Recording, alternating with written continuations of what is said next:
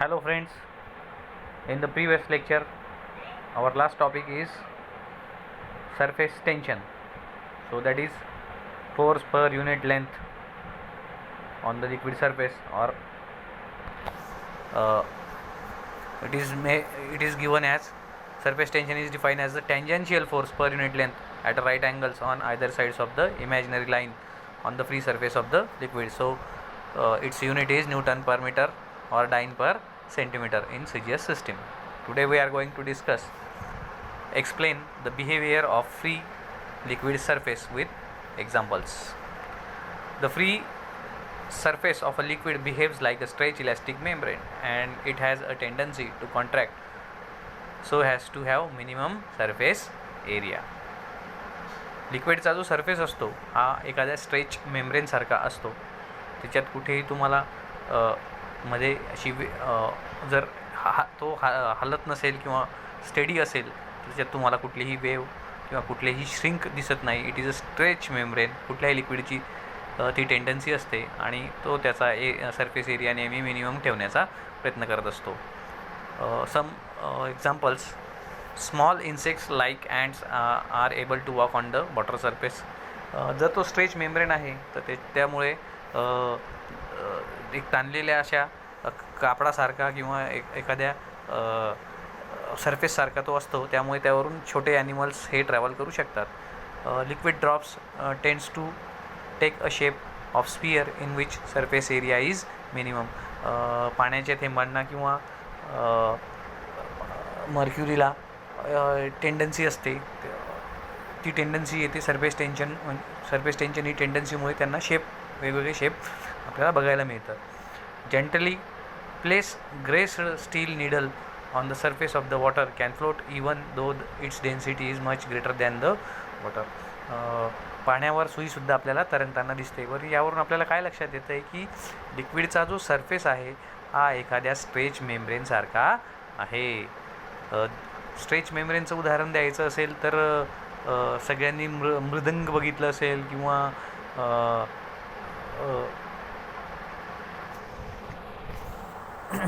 डफ बघितला असेल, ज्याच्याने प्लेझंट साऊंड येतो.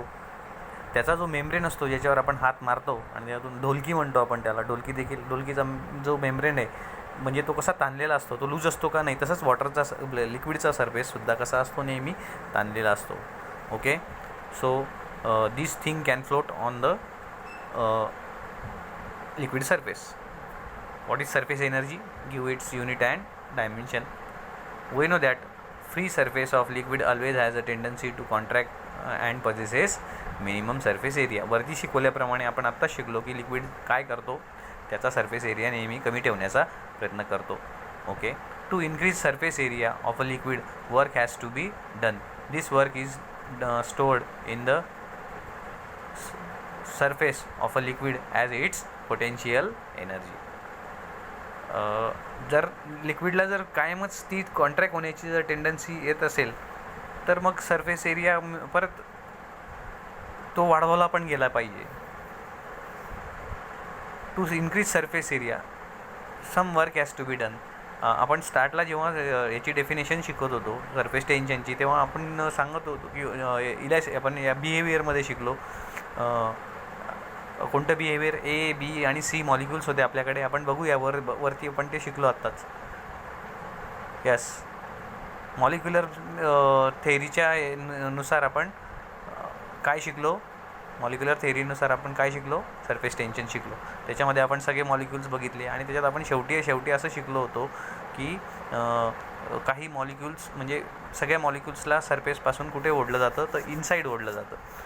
आणि मग काही मॉलिक्युल्स काय करतात, वर्क करतात तर ते वर येतात. ओके, फोर्स त्यांना मध्ये लोटतो आहे, फोर्स त्यांच्यावर मधल्या साईडने म्हणजे from inside the liquid act होतो आहे. पण मॉलिक्युल्स जे आहेत, काही मॉलिक्युल्स काय करतात, सरफेस एरिया मिनिमम होऊ नये, खूप जास्त मिनिमम होऊ नये म्हणून ते काय करतात, वर येतात. आणि मग वर आलेले मॉलिक्युल्स हे सरफेसवर आहे. मग जे सरफेसवरच्या मॉलिक्युल्सची एनर्जी कशी आहे, पोटेन्शियल एनर्जी काय आहे, जास्त आहे. Okay, surface energy, the extra potential energy per unit area of a liquid surface is known as a surface energy. So surface एनर्जीची definition potential energy per unit area. Okay, मग ही extra potential energy आहे. आणि ही extra potential energy का आहे, कारण लिक्विडला काय tendency आहे to minimise the surface area. मग सगळा एरिया जर मिनिमाइज व्हायला लागला तर मग त्याचा शेप म्हणजे तो जो मेम्ब्रेन आहे तो स्ट्रेच राहणार नाही. म्हणून काही आपल्याला काय करावं लागेल, त्याचा एरिया परत वाढवत पण राहावा लागेल.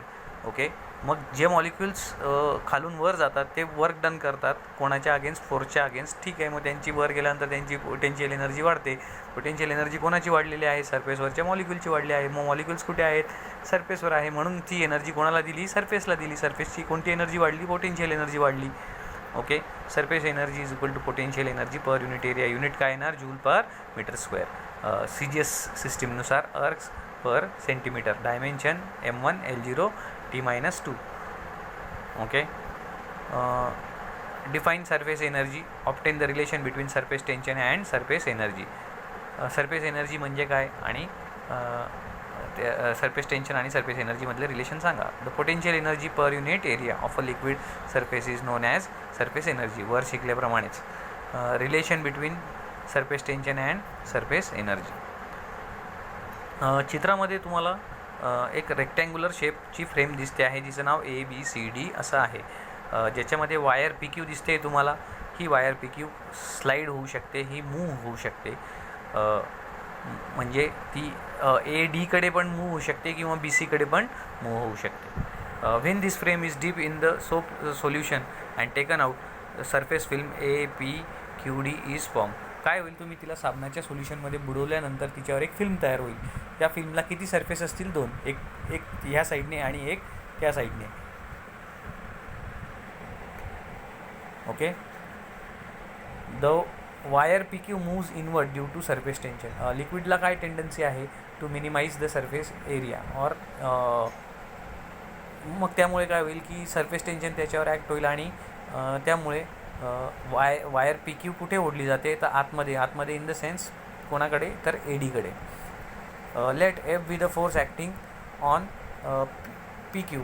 चित्रामध्ये दाखवल्याप्रमाणे F नावाचा फोर्स कोणावर ॲक्ट होतो आहे, तर PQवर ॲक्ट होतो आहे. L काय आहे, लेंथ आहे. कोणाची लेंथ आहे, PQची लेंथ आहे. T काय आहे, सरफेस टेन्शन आहे. कोणाचं, सोल्युशनचं. So F is equal to 2TL. तर तुम्ही म्हणणार हा फॉर्म्युला कसा आला. आपल्याला टीचा फॉर्म्युला सगळ्यांना माहिती आहे. टीचा फॉर्म्युला आपण वर शिकलो आहे, F/L that is force per unit length. मग हा L इकडे काय होता, डिवायडेड होता. तिकडे जाताना कोणाला मल्टिप्लाय झाला, TL झाला. पण तुम्ही म्हणणार 2 कुठून आला. सो 2 इंडिकेट्स, मी इतक्यात तुम्हाला सांगितलं की किती सरफेस आहेत, एक माझ्या साईडने आणि एक तुमच्या साईडने. ओके, साबणाने जेव्हा तुम्ही हात धुतात, बऱ्याच वेळा एक बबलसारखी फिल्म तयार होते बघा तुमच्या दोन्ही हातांच्यामध्ये. दोन्ही हात जर तुम्ही जवळ ठेवले तर तिला किती सरफेस असतात, दोन सरफेस असतात. एक तुमच्या चेहऱ्याच्याच म्हणजे तुमच्या डोळ्यांच्या साईडने आणि एक तुमच्या हातांच्या अपोजिट साईडने. ओके, मग तसं इथे सुद्धा या सोप फिल्मला किती सरफेसेस आहेत, 2 सरफेसेस आहेत. ओके, त्यामुळे Fचा फॉर्म्युला काय आला, F is equal to 2TL. Okay, let the wire PQ pulled out through a small distance B that is up to P'Q' again force F. काय झालं, होडला तर मध्ये जातोय पण तो जर बाहेर सरकला, आपण इमॅजिन करतोय की तो बाहेर सरकला. कुठे सरकला, P'Q' कडे. किती अंतर सरकला, B एवढं अंतर सरकला. ओके, सो त्याचा काय चेंज झाला, आता एरिया काय झाला, चेंज झाला. म्हणजे कोणता एरिया चेंज झाला की जो पहिले जो चौकोन बनला होता APQD. ओके, आता याचा एरिया चेंज झालेला आहे. तो कितीने चेंज झालेला आहे, तर आपण काय करूया, change in area is equal to final area minus initial area.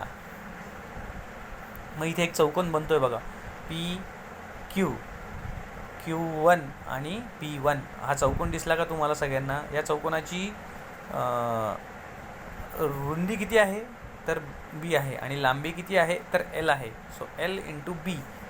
Okay, आपण हे डायरेक्टली सांगितलं, पण आपण जर विचार केला की कोणत्या एरियामधून कोणत्या एरिया मायनस करायचा आहे, तर AP1 Q1D हा चौकोनमधून कोणता चौकोन मायनस केला आपण, APQD हा या चौकोन मायनस केला. So final minus initial. मग फायनल एरिया किती आला, L into L plus B minus L square. Simplify केला आणि आन्सर काय आलं, L into B. So now the total change in area is equal to A is equal to L into B multiplied by 2/2. Again किती surface आहेत, 2 surface आहेत. So किती area आहेत, 2 area. एक तुमच्या साईडने आणि एक अदर साईडने.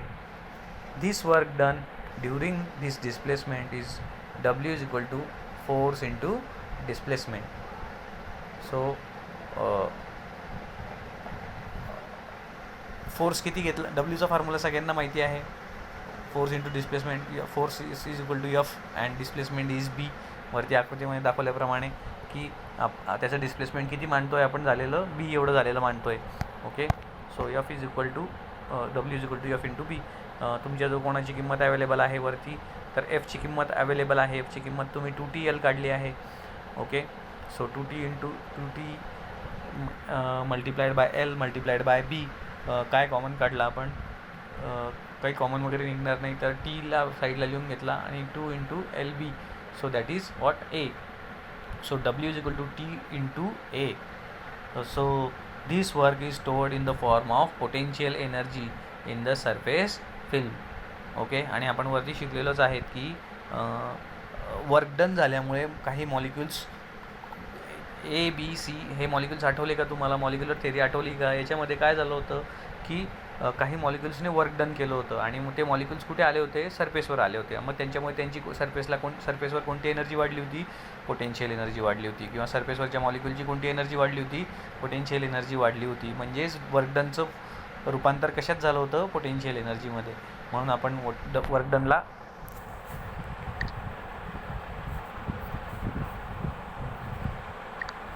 डनला आपण काय घेऊ शकतो, वर्क डनला आपण पोटेन्शियल एनर्जी घेऊ शकतो. So W is equal to T into A. So W is equal to P. So P is equal to T into A. So P E upon A is equal to T.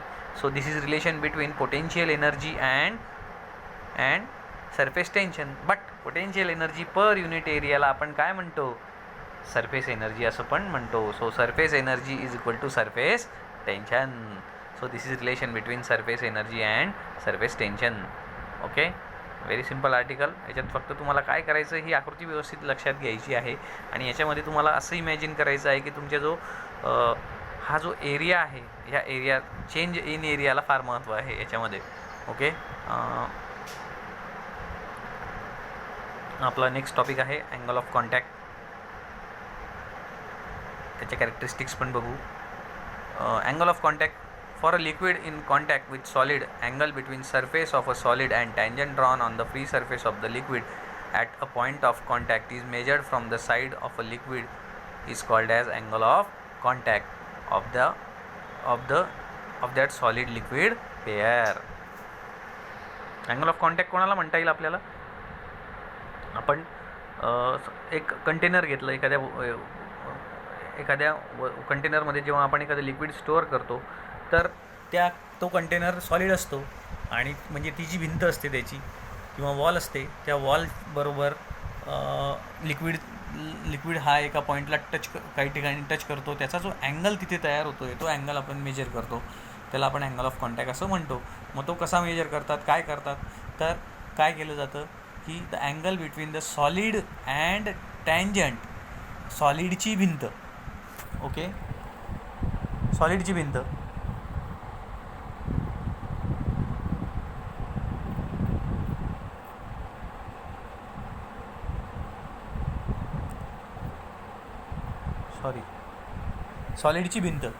सॉलिडची भिंत म्हणजे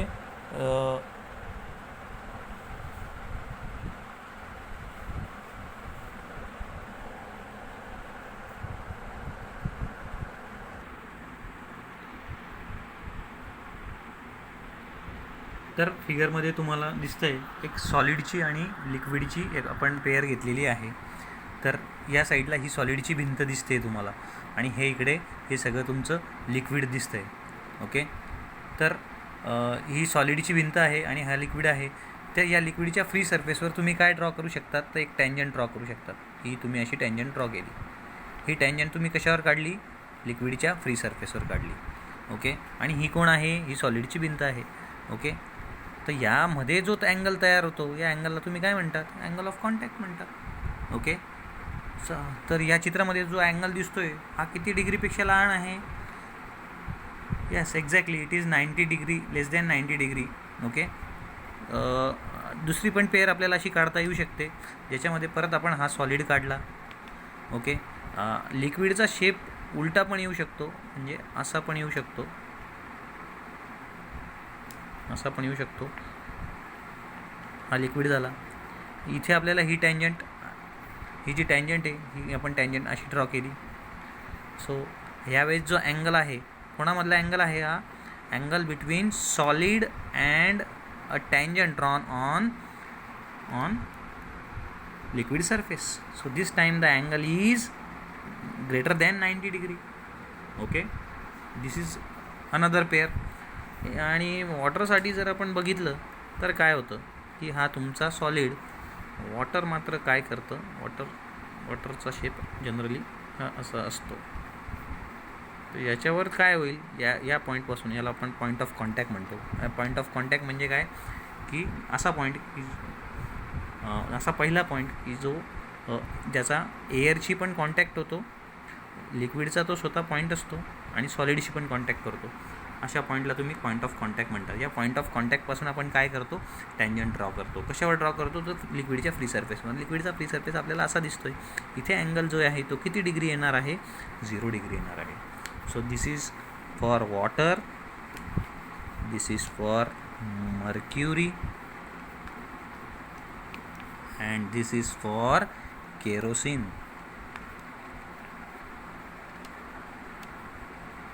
Okay, so now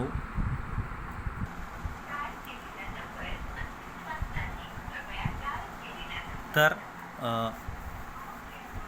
आपण आता सगळ्यांनी study केलं की हा जो angle of contact आहे हा कसा तयार होतो. आपण याच्या तिघी केसेस पण स्टडी करून टाकल्या. ओके, त्याच्या कॅरेक्टरिस्टिक्स आपण बघू. For given solid liquid pair the angle of contact is constant. तो कधीही चेंज होत नाही. मी तो तुम्हाला बोललो की वॉटरसाठी तो कसा आहे, मर्क्युरीसाठी तो कसा आहे, आणि केरोसिनसाठी तो कसा आहे. The angle of contact depends upon the medium which exist above the free liquid surface. Liquid सरफेसच्या वर जे मीडियम आहे त्याच्यावर देखील तो अवलंबून असतो. The angle of contact changes due to added of impurity add केल्यामुळे अँगल ऑफ कॉन्टॅक्ट चेंज होऊ शकतो. The angle of contact changes due to change in temperature. Angle of contact temperature जरी लिक्विडचं चेंज झालं तरी त्याच्यामुळे तो चेंज होऊ शकतो. It is independent of the inclination of solid and liquid surface. मात्र तो इन्क्लिनेशनवर अवलंबून नसतो. Okay, these are the characteristics of angle of contact. मला वाटतं अँगल ऑफ कॉन्टॅक्ट तुम्हाला बऱ्यापैकी कळलेला असेल. ओके, सो या टेबलमध्ये आपल्याला अँगल ऑफ कॉन्टॅक्टच्या काही पेअर्स दिलेल्या आहेत. पेअर्स म्हणजे लिक्विड आणि सॉलिडची पेअर. प्युअर वॉटर आणि क्लीन ग्लासमध्ये 0 डिग्री असतो. असे वेगवेगळे तुम्हाला या दिलेल्या आहेत. या माझ्या नोट्समध्ये तुम्हाला सगळ्यांना मिळूनच जातील, ते तुम्ही वाचून घ्या. ओके, मर्क्युरीसाठी पण मी तुम्हाला बोललो होतो बघा. मी जे 3 चित्र काढून तुम्हाला दिले होते की अँगल किती डिग्रीपेक्षा मोठा होता? 90 डिग्री मर्क्युरीसाठी. ओके, पॅराफिनसाठी पण तो तसाच असतो. Okay, so if it is more than 90 degree it is called as acute angle. Okay, so it is acute for mercury as well as paraffin. पण पॅराफिनचे पेअर मात्र वॉटर बरोबर असते. ओके, त्यावेळेस अँगल तुम्हाला किती डिग्रीपेक्षा मोठा मिळतो? 90 डिग्रीपेक्षा. केरोसिनमध्ये तो तुम्हाला ऑप्ट्यूस नाही मिळत, तर ॲक्यूट मिळतो, बिकॉज इट इज, म्हणजे पहिलं चित्र मी जे तुम्हाला व्हिडिओमध्ये दाखवलं आहे, माझ्या व्हिडिओमध्ये काढून. ओके, बरं, नेक्स्ट टॉपिक आहे explain the phenomena of angle of contact on the basis of intermolecular forces. Angle of contact कसा असतो, तर मी तुम्हाला त्याची थोडीशी आयडिया देऊन टाकलेली आहे. ओके, तरी आपण त्याच्या डिटेलमध्ये जाऊया. तर खाली फिगरमध्ये तुम्हाला काय दिसतंय की एम नावाचा एक मॉलिक्यूल आहे. ओके, हा लिक्विडचा पॉईंट आहे, त्याला आपण पॉईंट ऑफ कॉन्टॅक्ट पण म्हणतो. मी तुम्हाला सांगितलं की याचा जो स्पियर ऑफ इन्फ्लुअन्स आहे तर तो some part in air, some part in liquid and some part in touches to solid. मग आता काय होईल की हा एम जो आहे हा कोणाचा पॉईंट आहे तर लिक्विडचा पॉईंट आहे. याचा स्पिअर ऑफ इन्फ्लुअन्स बघितला तर याचा मॅक्सिमम स्पिअर ऑफ इन्फ्लुअन्स कुठे आहे त्याच्यावर हे सगळं ठरणार आहे. तर मग आता आपण बघूया काय होतंय इथे. The forces acting on the molecules resultant cohesive force by the liquid molecule ML चित्रामध्ये दाखवल्याप्रमाणे की त्याच्यावर ML नावाचा ML डायरेक्शन तुम्हाला दिसते फिगरमध्ये M2L दिसून राहिली आहे बरोबर आहे. तर ही कोणाची डायरेक्शन आहे फोर्सची कारण त्याला फोर्स कुठे ओढण्याचा प्रयत्न करेल inside the liquid. Okay so this is direction of cohesive force by liquid because M कोण आहे स्वतः लिक्विडचा मॉलिक्युल आहे आणि खाली पण कोण आहे लिक्विड लिक्विड लिक्विड कोणता फोर्स लावणार कोहेसिव्ह फोर्स लावणार. Resultant adhesive force exerted by solid molecules represented by MS. बरं एम लिक्विडचा मॉलिक्युल आहे त्याच्या बाजूला आता या साईडला कोणा दिसतोय तुम्हाला सॉलिड मग त्याच्यावर ऍडेसिव्ह फोर्स अप्लाय होईल त्याची डायरेक्ट तो कोण MS नावाचा फोर्स दिसतोय तुम्हाला. Adhesive force MA by air molecule आणि त्याचं स्वतःचं वेट असे या चित्रामध्ये किती फोर्सेस आहेत चारही तुम्हाला दिसतात. 4 पैकी 3 आपण डायरेक्शनने दाखवले. वेट आपण तिथे काही दाखवलेलं वेट पण दाखवलं आहे थोडंसं ठळक नाहीये MG. ओके तर याच्यातून आपण फक्त किती out of these forces adhesive force by air molecule and weight of the molecules are negligible. त्याच्यातले 2 फोर्स आपण कॅन्सल करून टाकले म्हणजे या चित्रामध्ये आपल्याला फक्त दोनच महत्वाचे आहेत MS आणि ML. That is adhesive force by solid and cohesive force by liquid. So out of these forces adhesive force by air molecules and weight of the molecule are negligible. They are only cohesive force, okay, and adhesive force by solid and liquid respectively. Let MR is the resultant of MS and ML in the state of equilibrium. Surface of the liquid will be perpendicular to MR. आपण law of parallelogram शिकलेलो आहेत. Law of parallelogram मध्ये आपण असं शिकलेलो आहे की दोन फोर्सेस म्हणजे दोन फोर्सेस साठी आपण काय करतो तो लॉ ऑफ पॅरलेलोग्राम शिकायचो. मग त्यावेळेस काय होईल इक्विलिब्रियम स्टेट मध्ये काय होणार आहे की let MR be the resultant of MS and ML. चित्रामध्ये जाऊया. MS कोणता आहे दिसतोय तुम्हाला ML कोणता आहे तर त्यांचा रिझल्टंट आपण काय मांडला MR घेतला. सो MR कोणाच्या डायरेक्शनने ट्रॅव्हल करतो आहे MR हा MR हा MS च्या डायरेक्शनने ट्रॅव्हल करताना आपल्याला दिसतोय. पण कोणत्या याच्यासाठी इक्विलिब्रियम स्टेटसाठी. In case of MS very very greater than ML therefore MR almost coincide with MS. The liquid surface in contact with M is almost tangential to the solid surface thus the angle of contact is 0. हे कोणासाठी होणार आहे हे liquid कोणत्या लिक्विडसाठी होईल तर हे वॉटरसाठी आपल्याला दिसेल की अँगल ऑफ कॉन्टॅक्ट किती डिग्री असेल 0 डिग्री. कारण मी शिकवल्याप्रमाणे तुम्हाला अँगल ऑफ कॉन्टॅक्ट तिसरं चित्र आठवत असेल तुम्हाला माझ्या व्हिडिओमध्ये तर त्याच्यामध्ये आपण टँजंट काढली होती. ती टँजंट एक्झॅक्ट कशावर आली होती यस सॉलिड सरफेसवर आली होती. ओके आणि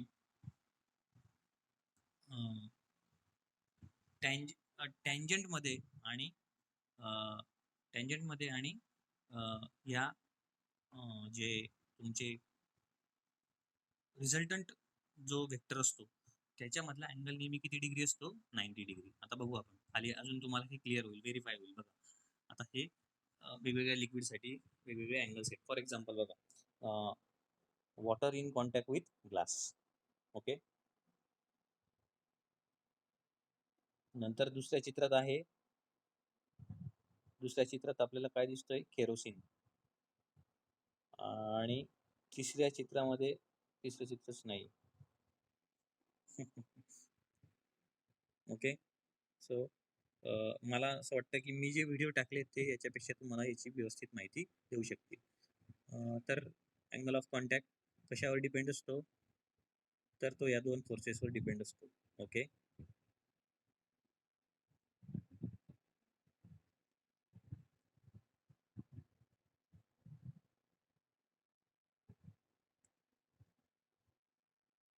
थँक्यू.